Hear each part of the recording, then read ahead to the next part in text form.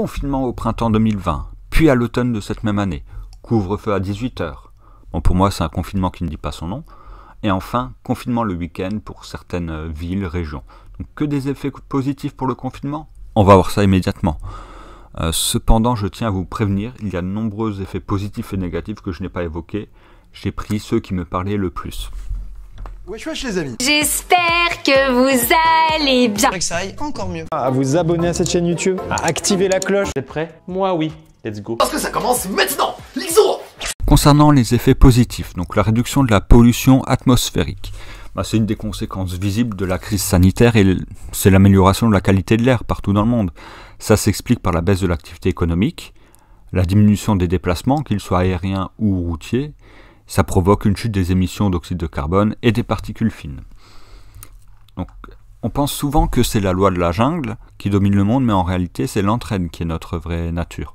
Cela se traduit notamment lorsque des catastrophes surviennent, comme actuellement. Parmi les actes solidaires, on peut citer l'aide entre voisins, le volontariat dans le monde associatif, la livraison de repas aux soignants.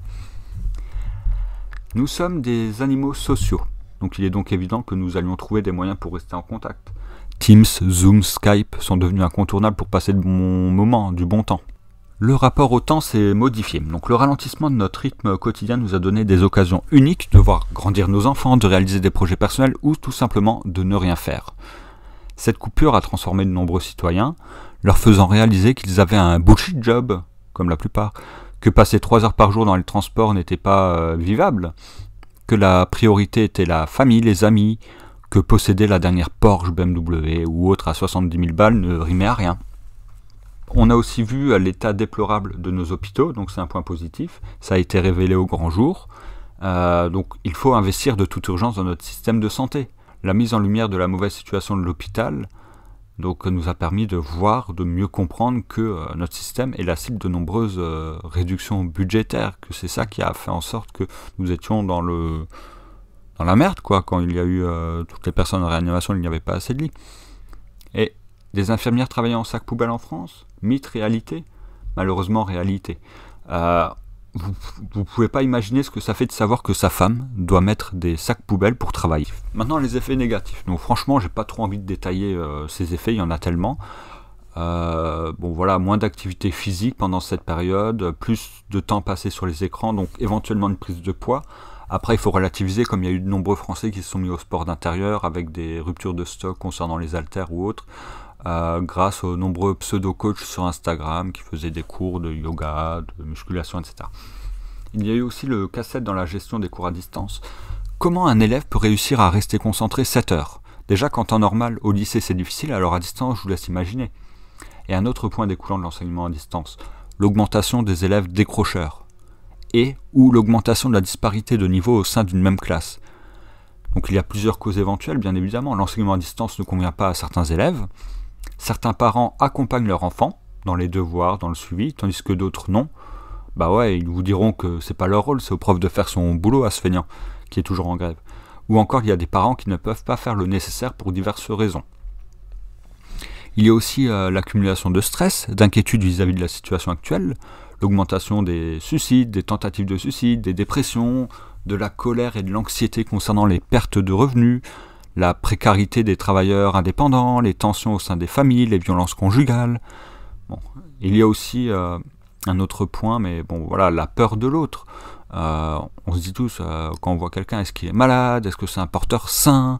Il y a aussi une stigmatisation des personnes malades.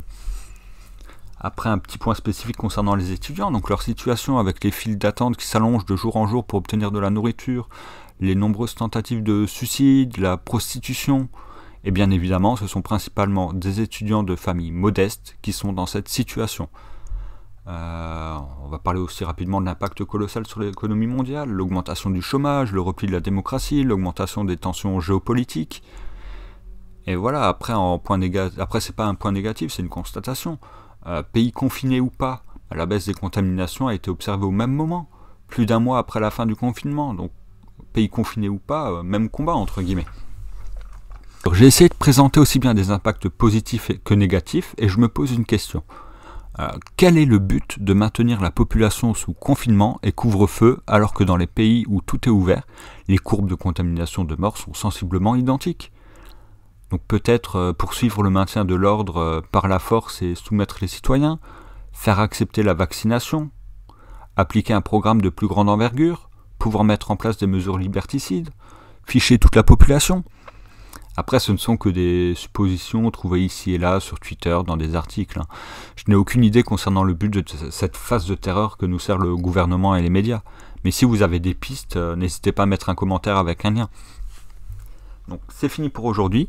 À très vite et n'oubliez pas, mieux vaut se préparer pour une situation qui ne viendra peut-être jamais que d'être pris au dépourvu quand elle se présentera.